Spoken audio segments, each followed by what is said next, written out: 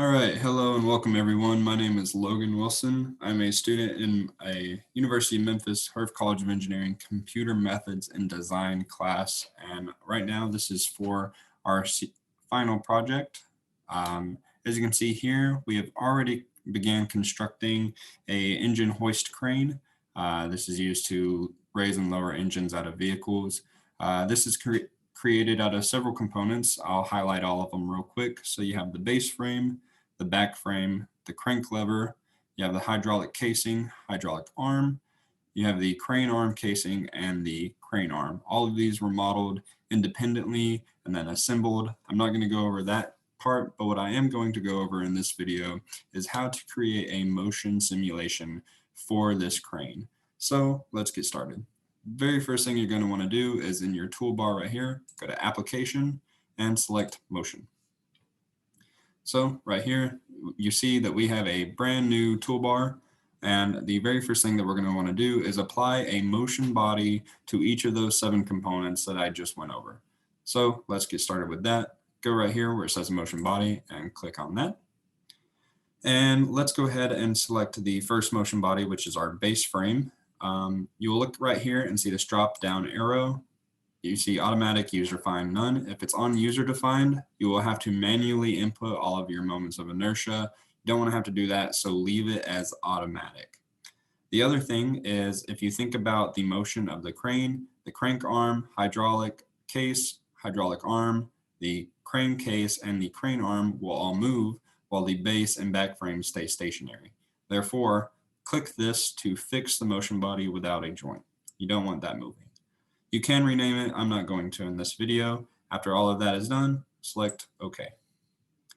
Now we need to repeat that process for the back frame. So go ahead and select your back frame. Make sure it's on automatic. Make sure this box is checked so that it is fixed, and select OK. Now we're going to select the motion bodies that actually move. So go back to motion body, and we'll just start with selecting the crank arm. Leave it as automatic, but uncheck this box right here and select OK. The reason why that box is unchecked is because that will move. Go back to motion body, select the hydraulic case, leave it as automatic, make sure that's unchecked, select OK, and just repeat that process for the remaining 3 parts. As you can see, we're going to select the remaining parts, checking it's automatic, unchecked, OK. And the last part is the crane arm, automatic, unchecked, OK. So now we've assigned 7 different motion bodies to our crane. We can make sure they are all there by going to this tab right here, Motion Navigator, our motion bodies, select this plus sign, and we'll see 7 motion bodies with 2 fixed indicated by that little symbol right there. So we're good to go on to making the joints. So the joints are the binding between each of the components that allow them to move in a certain way. So you will see an example of that right away. So the first joint that we're going to do is a harmonic, or excuse me, a revolute joint. So select this drop down arrow. As you can see, there are lots of options. We're only going to use 3 in this motion, and we're going to select revolute. Now, what we're going to do first is the hydraulic case, because as this raises and lowers, this hydraulic case needs to be able to move back and forth. Therefore, it needs to revolve around this hinge right here. So you're going to select your motion body. That's why we made all those motion bodies first. But you want to change the origin to this hinge right here. So select this existing point and change it to arc, ellipse, sphere center. Select that, and we're going to let it highlight this joint right here and select that. And now we want to specify our vector that it is rotating about. As you can see, we have the X direction, Y direction, and Z direction. We want it to rotate back and forth this way, so it needs to rotate about the X-axis. Next, as you can see, it is attached to the back frame, so we want to select that as our base body. So select motion body as our back frame, and you want the origin and vector to be the same exact thing as the other motion body. So also select that arc, also select X-axis, and we are done with our first joint. You can rename it. I'm going to leave it as J001. Okay, and you will know that you have made a joint because you will see the little symbol right there. That is the one for revolute. The next joint that we're going to make is also a revolute joint. So let the window come up, and it will be between the crane arm casing and the back frame. So select this as our motion body. Clearly, it will revolve around this joint right here, or this pin connection. So select that as our origin, and the x-axis as our axis of rotation. The back frame is going to be our base motion body again with, with the same arc and the same vector. Okay. At that point, we're ready to select OK. Notice I'm not worrying about drivers yet. We'll get into that next. Next, we got another joint that will be between the hydraulic head and this crane casing, because as this moves up and down, this will need to be able to revolve to allow for that motion. So select our crane arm, and the origin is, of course, this pin right here in the X direction. And select snap motion bodies. Our reference body is the crane case. And select the same origin and same vector as we have been doing. Select OK. All right, now we're going to introduce a new joint. So select joint and the drop down arrow. You're going to scroll down until you see fixed. And this one can be a little tricky, or a little not very intuitive, I should say. So let me walk you through this. So our motion body is going to be the crane arm, and we are going to select our origin as this pinhole right here. This is where we assembled it to be lined up at. So select that, and as before, select XC as our vector. And the reason why it's fixed rather than harmonic is because, or revolute, is if we had done this as a revolute, then when this would have moved, then it would have revolved around this joint and would have been coming out of that casing, which is not what we want. But by having it fixed, and by having it fixed to this motion body at the same point, these two bodies will now move in unison, which is, of course, what we desire to happen.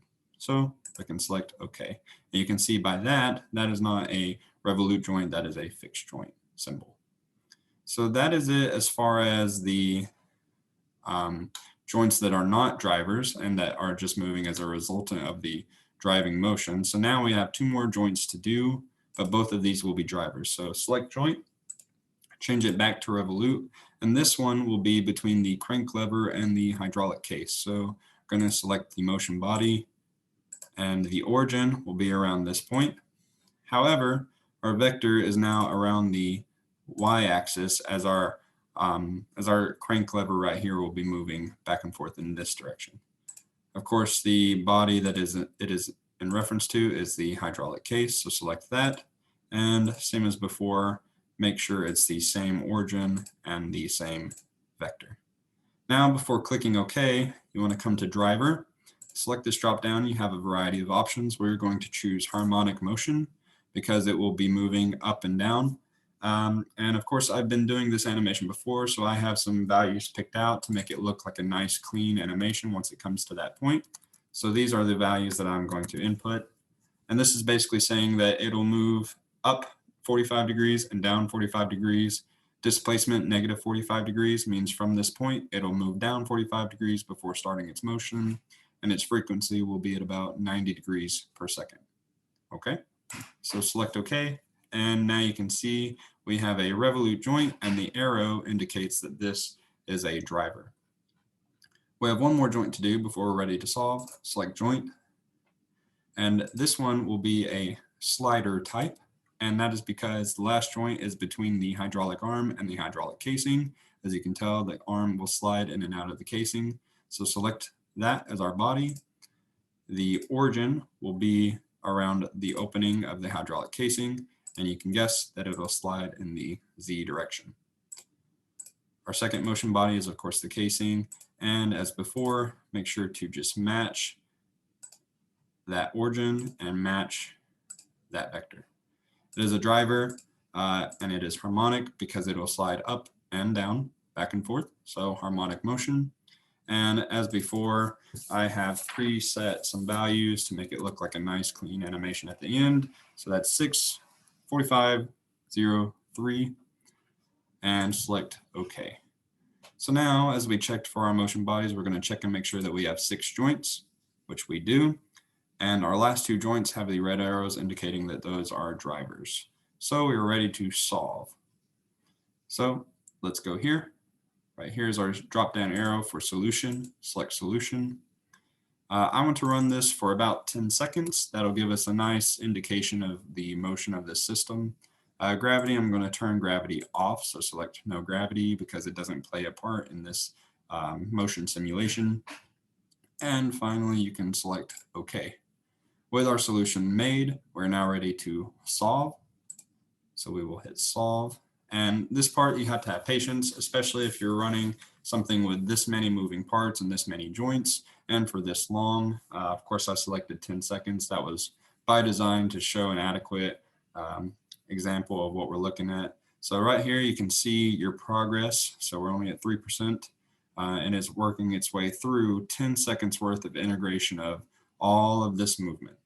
So go ahead, take a breather, and I will talk back when we are closer to 100%.